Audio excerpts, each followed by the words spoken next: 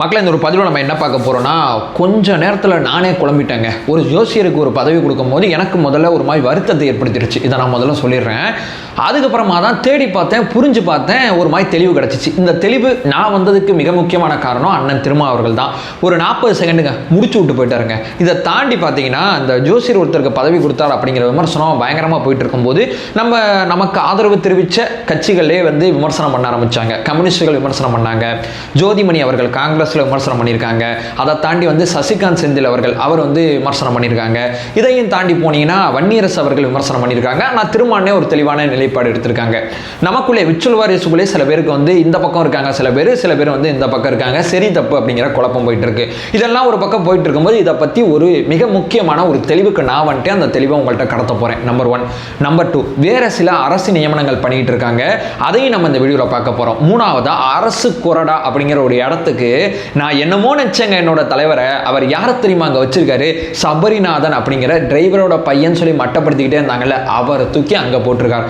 அரசு கொறடானா என்ன, எவ்வளோ பெரிய பதவி அவர் கிடைச்சிருக்கு அப்படிங்கிறதையும் இந்த வீடியோவில் பார்க்க போகிறோம். ஒன் பை ஒன்னா தெளிவாக நம்ம பார்க்கலாம். உற்சாக வணக்கங்கள். வாங்க பதிவுக்குள்ள போகலாம். இப்போ முதல் விஷயம் மக்களே, ஜோசியருக்கு பதவி கொடுத்துட்டாங்க அப்படிங்கிறதா மிக முக்கியமான சர்ச்சையாக இருக்குது. அந்த பதவி அவரோட பேரை முதல்ல தெரிஞ்சுக்கலாம். ஏன்னா அவரோட பேர் ஜோசியன்னே முடிச்சு விட்டுறாங்க. ரிக்கி ரதன் பண்டிட் வெற்றிவேல். எவ்வளோ பெரிய பேர் இவருக்கு பார்த்தீங்கன்னா ஒரு அரசு பதவி ஒன்று போட்டு கொடுத்துருக்காங்க. அந்த அரசு பதவியோட பேர் என்னன்னு சொல்லி கேட்டிங்கன்னா OST அப்படிங்கிறத சுருக்கமாக சொல்லுவாங்க. ஆஃபீஸர் ஸ்பெஷல் டியூட்டி அப்படிங்கிறது தான் அந்த அரசு பதவியோட பேர். இவரை ஏன் நிறையா பேர் விமர்சனம் பண்ணுறாங்கன்னா, ஜோசியருக்கு இந்த மாதிரி பதவி போட்டு கொடுத்தீங்கன்னா, இவ்வளோ பெரிய ஸ்பெஷல் டியூட்டி பதவி போட்டு கொடுத்தீங்கன்னா, அரசு பொறுப்பு போட்டு கொடுத்தீங்கன்னா அவர் முழுக்க முழுக்க மூட நம்பிக்கை அடிப்படையில் போவார். இந்த டயத்துக்கு வெளியே போகணும் பாரு, அந்த டயத்துக்கு இந்த கையெழுத்து போடும் பாரு, ராகு காலம் யமகண்டன் பார்த்துக்கிட்டு இருந்தால் ஒரு அரசு நிர்வாகம் எப்படி செயல்படும் அப்படிங்கிறது இங்கே மிக முக்கியமான ஒரு கேள்வியாக இருக்குது. மூட நம்பிக்கையை நம்புறவங்களை ஏன் அரசு நிர்வாகத்தில் கொண்டு வரீங்க? எல்லா விதமான நம்பிக்கை இருக்கிறவங்க ஒரு அரசு நிர்வாகத்தில் இருக்கிறது எந்த பிரச்சனையும் கிடையாது. குறிப்பாக சொல்லப்போனால் ஜோசியம் மாதிரி இருக்கக்கூடிய மூட நம்பிக்கை அப்படிங்கிறது விமர்சனம் பண்ணுறவங்களோட பிரதானமான எண்ண ஓட்டமாக இருக்குது. இப்போ தனிப்பட்ட முறையில் எனக்கு ஜோசியத்தில் நம்பிக்கை இல்லை, கடவுள் மேலே நம்பிக்கை இல்லை. எனக்கு இந்த நியமனத்தை பார்க்கும்போது உண்மைக்குமே காண்டாயிடுச்சு அப்படிங்கிறதா நான் சொல்ல வர்ற மிக முக்கியமான விஷயமா இருந்துச்சு. அதுக்கப்புறம் தேடி பார்த்தா பிராக்கெட்ல பொலிட்டிக்கல் அப்படிங்கிற ஒரு வார்த்தை வந்துச்சு. அதாவது மண்டை மேல இருக்கிற கொண்டையை மறந்துட்டுமே அப்படிங்கிறதா தலைவர் விஜய் அவர்களை விமர்சனம் பண்ணும் போது ரொம்ப கவனமா இருக்கணும் அப்படிங்கிறது நான் தனிப்பட்ட முறையில் எனக்கே நான் சொல்லிக்கிறது. ஏன்னா அவர் எடுத்த ஒவ்வொரு முடியும் 1க்கு 10 தடவை யோசிச்சு எடுப்பாரு. எடுத்தவங்க நம்ம ஏதாவது ஒன்று புரிஞ்சுக்கிட்டு அவர் அடிக்கக்கூடாது அப்படிங்கிறது என்னோட தனிப்பட்ட எண்ணமா இருந்துச்சு. பொலிட்டிக்கல் அப்படிங்கிற வார்த்தையை பார்க்காம இங்க நிறைய பேர் விமர்சனம் பண்ணிட்டு இருக்காங்க. அந்த வார்த்தையை பார்த்ததுனால எனக்கு ஒரு தெளிவு கிடைச்சிருச்சு அப்படிங்கிறத நான் சொல்ல வரேன். அதையும் தாண்டி திருமானே ஒரு 40 செகண்ட்ல ஒரு தெளிவு கொடுத்திருக்காரு. அந்த 40 செகண்ட் தெளிவை பார்த்துட்டு வந்துருங்க. அதுக்கப்புறம் வேற சில விஷயங்களை பேசுவோம். அவர் அந்த கட்சியிலேயே ஒரு பொறுப்பிலும் இருக்கிறார் என்று தெரிய வருகிறது. அவர் செய்தி தொடர்பாளர். ஆகவே ஒரு செய்தி தொடர்பாளருக்கு அந்த வாய்ப்பை தந்திருக்கிறார் என்றுதான் நாம் கருதுகிறோம். அவர் கூடுதலாக ஜோசியமும் பார்க்கக்கூடியவராக இருக்கலாம். ஆனால் கட்சியில் அவர் செய்தி தொடர்பாளர் என்கிற அடிப்படையில் அந்த பொறுப்பு வழங்கப்பட்டிருக்கலாம். அதுல இப்ப நாம் ஒண்ணுங்க, ஜோதிடத்தை நம்புவது என்பது வேறு, மதவாத அரசியலில் ஈடுபாடு கொள்வது என்பது வேறு. ஜோதிடத்தை நம்புகிறவர்கள் எல்லாம் மதவெறி அரசியலை, வெறுப்பு அரசியலை பேசுவதில்லை.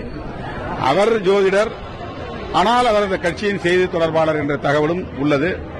ஆகவே அந்த அடிப்படையில் அந்த பொறுப்பு வழங்கப்பட்டிருக்கலாம் என்றுதான் நான் கருதுகிறேன்.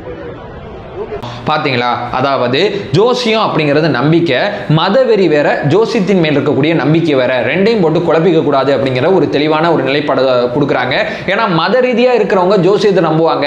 ரெண்டையும் போட்டு மத ரீதியான அரசியல் நம்ம புகுத்தக்கூடாது. இது வேற அது வேற அப்படிங்கிற தெளிவை முனைவர் திருமா அவர்கள் கொடுக்குறாங்க. இதை தாண்டி பாத்தீங்கன்னா இந்த பொலிட்டிக்கல் அப்படிங்கிற வார்த்தை பிராக்கெட்ல இருக்கு பாத்தீங்களா? இந்த வார்த்தையை வச்சுதான் இங்க இருக்கக்கூடிய விஷயங்கள் அத்தனையுமே நம்ம புரிஞ்சுக்கணும். இந்த வார்த்தை இல்லைன்னா வேற மாதிரி பேசணும், இந்த வார்த்தை இருந்தால் வேற மாதிரி பேசணும். இந்த வார்த்தைக்கான அர்த்தம் என்னன்னு சொல்லி கேட்டீங்கன்னா, இப்போ முதலமைச்சர் விஜய் அவர்கள் முதலமைச்சர் மட்டும் நிர்வாகத்தை மட்டும் ஒரு பக்கம் பார்த்துட்டு இருக்காங்க. அதே நேரத்தில் ஒரு அரசியல் கட்சி தலைவராகவும் இருக்காங்க. இவர் இப்போ நிர்வாகத்தில் எடுக்கிற முடிவுகள் அத்தனைக்குமே அரசியல் ரீதியாக அது எந்த மாதிரி எதிரொலிக்குது, இது கரெக்டாக போதா, சரியா போதா, இல்லை எப்படி மக்கள் ஃபீல் பண்ணுறாங்க, இந்த விஷயங்கள் அத்தனையுமே கலெக்ட் பண்ணி இவருக்கு ரிப்போர்ட் பண்ணுறது, முதலமைச்சருக்கு ரிப்போர்ட் பண்ணுறது இவரோட பிரதானமான வேலையாக இருக்குது. ரெண்டாவது பார்த்தீங்கன்னா கூட்டணி கட்சியோட தலைவர்கள் இருப்பாங்கல்ல, இப்போ முதலமைச்சரை சந்திக்கணும்னா அதிகாரிகள்கிட்ட பர்மிஷன் கேட்பாங்க. அவற்றெல்லாம் போவேன் வேணாம், நீ அரசியல் ரீதியாக என்னை அணுகணும்னா இந்த அதிகாரிகிட்ட போங்க, இவரே வந்து ஏதாவது ஒரு கேள்விக்கு வந்து அரசியல் ரீதியாக ஏதாவது ஒன்று உங்களுக்கு தேவைப்படுச்சு, ஏதாவது ஒரு தெளிவு உங்களுக்கு தேவைப்படுச்சுன்னா இவரே அந்த தெளிவை கொடுத்துருவாரு. இவரால் அந்த தெளிவை கொடுக்க முடியலன்னா கூட்டணி கட்சியோட தலைவர்கள் வேற சில நம்ம கட்சிக்காரங்க யாராவது வந்து ஒரு விஷயத்தை கொண்டு வராங்கன்னு வச்சுக்கலாமே, இந்த அதிகாரி சரியில்லை, இப்படி நடந்துக்கிறார் அப்படி நடந்துக்கிறார், நான் முதலமைச்சரை மீட் பண்ணணும்னு சொன்னாங்கன்னா அந்த அதிகாரியை கூப்பிட்டு வான் பண்றது, அந்த அதிகாரி சம்பந்தப்பட்ட விஷயத்தை நோக்கி அந்த அதிகாரி தப்பு பண்ணியிருந்தா அந்த டைரக்ஷன் அத்தனையுமே இவரே கொடுத்துருவாரு. இல்ல அந்த அதிகாரி மேல தப்பு இல்லை, அந்த எம்எல்ஏ மேல தான் தப்பு இருக்குன்னா அந்த எம்எல்ஏ கூப்பிட்டு எப்பா ஓ மேல தான் தப்பு, ஒழுங்கா இருந்துக்கோ அப்படின்னு சொல்லிடுவாரு. இந்த மாதிரி இவர் ஒரு ஃபில்டரா செயல்படுவாரு.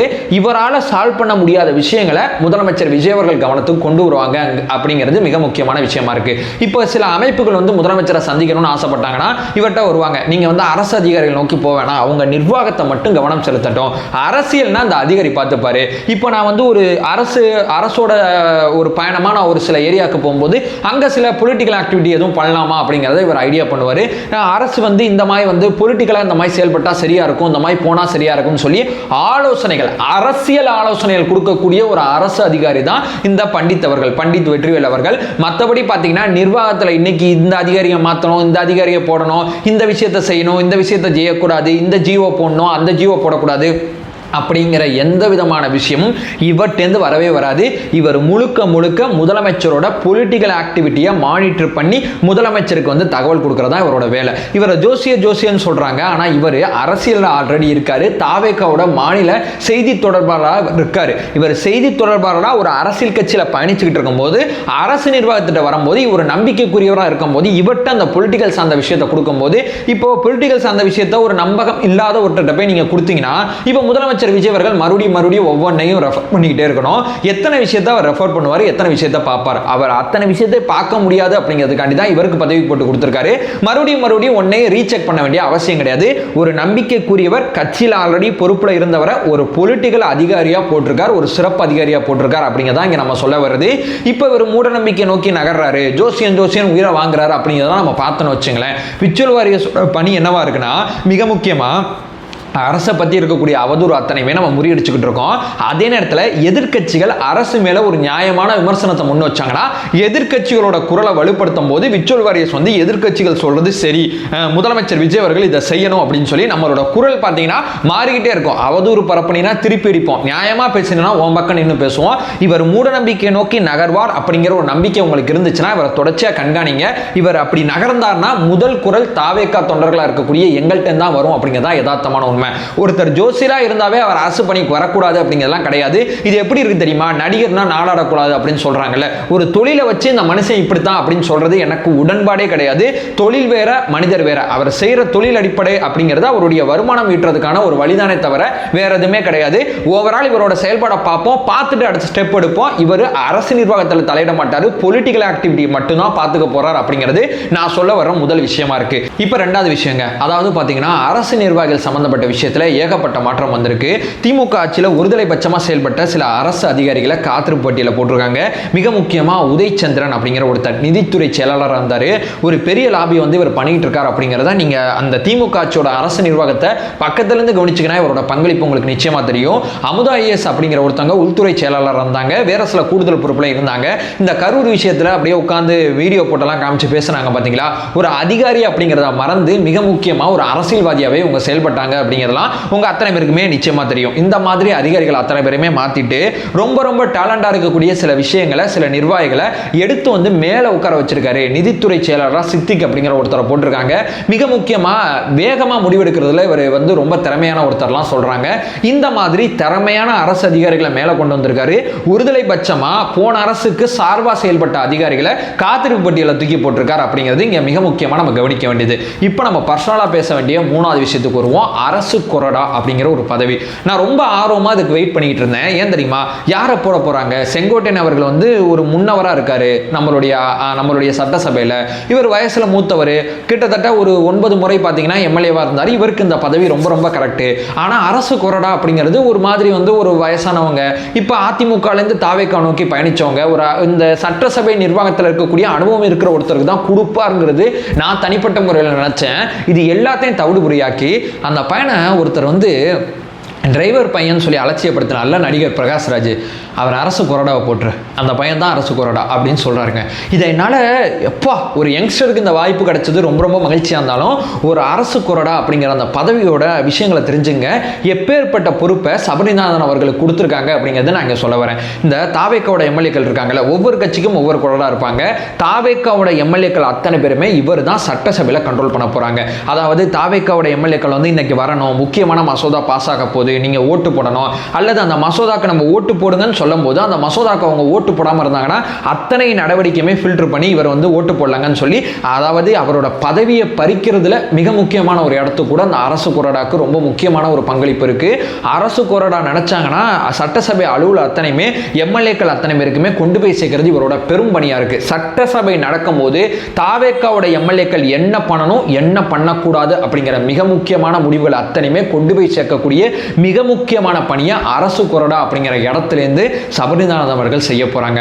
சபரிநாதன் அவர்களை எம்எல்ஏவா ஆக்கினதை தாண்டி அரசு கொறடா அப்படிங்கிற மிக முக்கியமான ஒரு பதவி கொண்டு வந்து அழகு பார்த்திருக்கார் முதலமைச்சர் விஜய் அவர்கள் அப்படின்னு நினைக்கும் போது, நீ வந்து சொல்லிக்கிட்டே இருப்பா அந்த பையன் வந்து டிரைவரோட பையன் சொல்லி நான் வாய்ப்பை கொடுக்குறேன், வாய்ப்பை சரியா பயன்படுத்திக்கிட்டாருன்னா அடுத்தடுத்து அந்த பையன் போயிட்டே இருப்பார் அப்படிங்கிறதா யதார்த்தமான உண்மை.